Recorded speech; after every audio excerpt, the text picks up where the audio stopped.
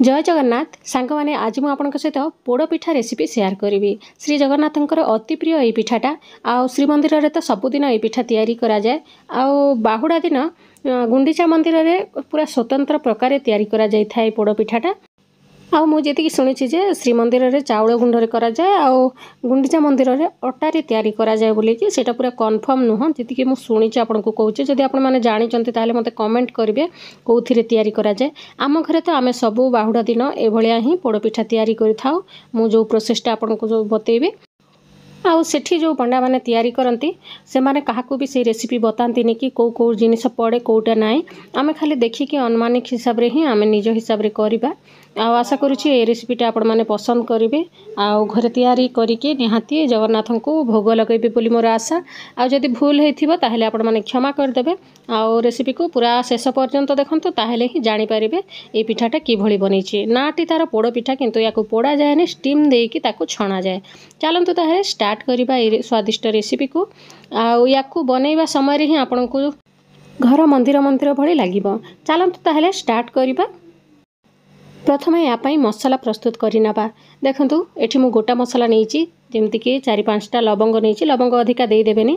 तापर 15 ରୁ 20टा खंडे मो गोलमरीच नहीं। आउ बड़ जो अलैच आसे तार मंजी को काढ़ी नहीं। ता ऊपर चोपाटा बेसी टाण होता है से मु चोपा आ नहीं।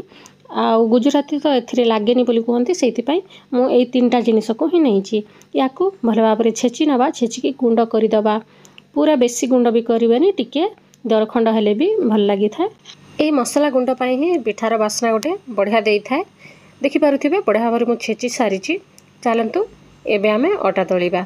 एठी देखंतु मु गोटे बड़ जगाटे नहीं जाइए कहीं मुझे अधिका परिमाण रे करुच्ची से 2 कप खंडे नहीं अटा ठीक परिमाण रे आपण मापिकी नेबे से आपको देखई दूची। एठी 2 कप खंडे मु नहीं अटा आउ गोटे कप खंडे हम गुड़ नहीं। गुड़ जगह आप चीनी भी यूज करेंगे किंतु पारंपरिक हिसाब से जदि करवा आमे ताहले गुड़ देकी करवा। एठी मु गुड़ नहीं जाइए आ गुड़ को भलसे गुंड भी कर नहीं। एठी देखंतु मु छेना नहीं। छेना भी गोटे कप खंडे हम। छेनार परिमाण किसी असुविधा नहीं। आप अधिका मध्य करेंगे कि कम मध्य करेंगे किसी असुविधा नहीं। छेना दे सारा पर एठी देखि पारुथिबे मु कोरा नड़िया नहीं। कोरा नड़िया गोटे कप खंडे नहीं।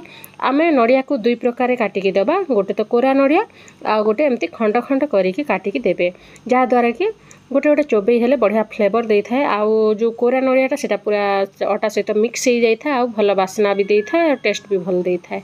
तापर एठी देखंतु 2 इंच खंडे अदा नहीं जाइए।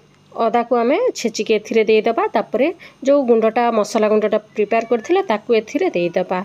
एबे आमे या ऊपर 2 बड़ चामच खंडे गुआ घी देदेबा। घर तैयारी घी ही पकेबे जहाँद्वारा पिठार बास्ना बढ़िया आसीबो। मो माँ ये पिठा बनैला बेलू जंतणी करिकी करती।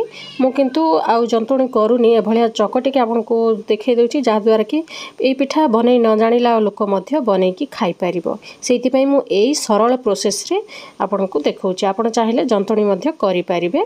मु आपको सही रेसिपी मध्य शेयर करी। आउ ए प्रोसेस रे आपण क्वांटिटीर किछि माने नाही। आपण क्वांटिटी कम बेसी कले भी किछि असुविधा नाही। सेइथिपई मु एभलिया प्रोसेस रे करूची।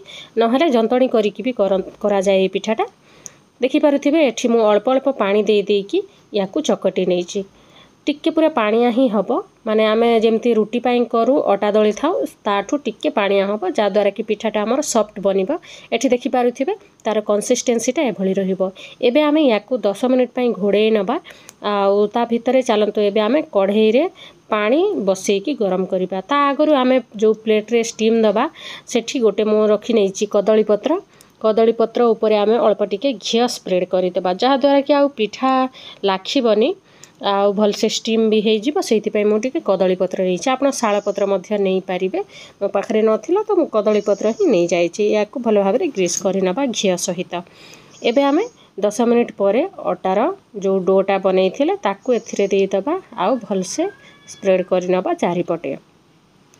टिके पतला आकार रे ही रखिबे। टिके प्लेटटा बड़ ही नेबे। निज कढ़ई अनुसार केते बड़ कढ़ईटा आपनकर से हिसाब रे आपण नेबे। आउ तापरे एभलिया सेट करी नेबे जहाँद्वारा कि पूरा पिठा आमे काटिला बेलू पूरा परफेक्ट बनिबो। शेपटा ठीक आसीबो। एठी देखि पारुथिबे मु आउरी 2 चामच जो घियोटा थिला ताकू या ऊपर दे दोउची जहा द्वारा कि पिठाटा पूरा सॉफ्ट रहिबो आउ पानी जदी टिके अधे पड़िबो स्टीम हेबा बेलको तापरे आ ऊपर लागिबनी सेति पय मु आउरी घियो टिके दे दोउची। एबे हमें पानी जो स्टीम कला बेलको पड़ी थाए ताकू बंचेबा पय मु आउरी 2टा कदली पत्र को छोट छोट पीस रे काटी कि या ऊपर दे दोउची। एबे हमें कढ़ाई रे पानी 2 ग्लास खंडे गरम कर दबा ता ऊपर गोटे स्टैंड रखीदबा जदि आपन पाखे स्टैंड नाही ताहले गोटे छोट गिना मध्य आपन रखी पारिबे ता ऊपर जो प्लेट रे आपन स्टीम देबे से प्लेट को देकी एबे हमें लिड लगै नबा। प्रथमे तो 2 मिनिट पई पूरा हाई फ्लेम रे रखी नबा तापरे 40 मिनिट पई घोड़े दबा पूरा लो फ्लेम करिके ही घोड़े की सिझेबा। एठी देखि पारुथिबे पिठाटा हमर स्टीम हे गलानी पूरा 40 मिनिट परे ही मु खोली के आपन को देखौची। एठी देखंतु पूरा पत्रटा तार कलर चेंज हो जाइए आउ पिठा को मु काढ़ी की देखौची टिके गरम अच्छी से पूरा ठंडा हेले ही आमे या को काढ़ी नबा। प्लेट रे मु काढ़ी की देखौची केते बढ़िया भाबरे हमर पिठाटा स्टीम हेची भल से सिझी जाइए जेहेतु आमे कंचा अटाटा नहीं थिले सेति पय टिक सिझेबा पय समय लागि थाए। जदि आपण जंतणी करिके करिवे ताहले 20-25 मिनिट रे आपणकर हेइ जिवो ई पिठाटा। आउ पुरी मंदिर रे तो पूरा राति सारा बसी थाए काईकिना बड़ पिठा सेटा हेइ थाए सेति पय बहुत पूरा से माने राति सारा ही बसांती बोली कहंती। आउ हमर तो छोट पिठा सेति पय कम टाइम रे ही सिझी जाउची। एबे आमे याकू पीस पीस करिके काटिबा। आपण एमती नॉर्मल रे मध्य खाई परिबे किंतु मंदिर रे पूरा छाणी के घियो रे छाणी के ताकू बना जाय सेति पय मु आपन को छाणी के भी देखै देबी।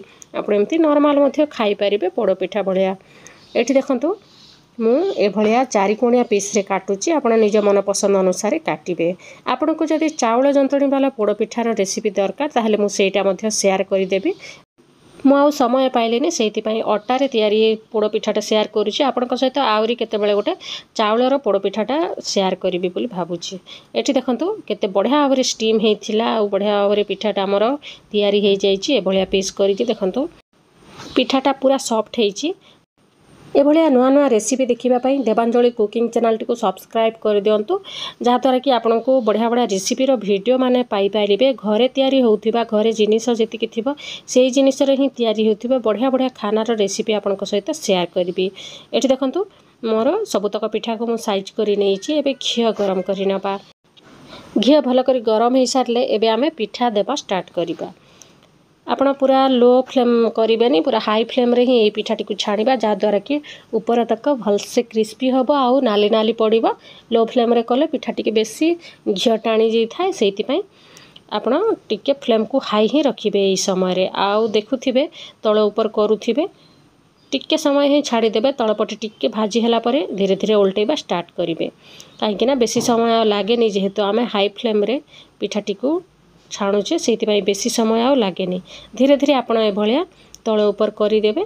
आउ चारिपटे जेहेतु मु स्क्वायर फिट रे काटी चारिपटे ए भाया नाली नाली पड़गले आपणकर पिठाटा रेडी हो। एठी देखि पारुथिबे चारिपटे नाली नाली खंडे हे गलानी। एबे आमे ए पिठाटी को छणा रे छाणी नबा। सांग माने आशा करूची ए रेसिपी आपण मानकू पसंद आसीथिबो। ताहले भिडियोटी को प्लीज लाइक करदेवे। आपण सहित आउ गोटे जगन्नाथंकर प्रिय भोगटा शेयर कर सारी जगन्नाथ बल्लभ जदि आपण मैंने देखी ना ए पर्यंत ताहले से भिडियो मध्य से रेसिपी मध्य देखंतु। आउ ए जगन्नाथंकर ए बाहुड़ा दिन आपण बनैकी जगन्नाथन को भोग लगांतु। देखंतु बढ़िया भाव में आमर पिठाटा रेडी हो गला। आउ मु याकू सर्व करके आपण सहित देखौची। आपण याकू भोग लगे खातु। घरे आपण बनाउथिले देखिबे घर सारा पूरा आपणकर मंदिर भलिया लागिबो। बढ़िया बास्ना देई थाए।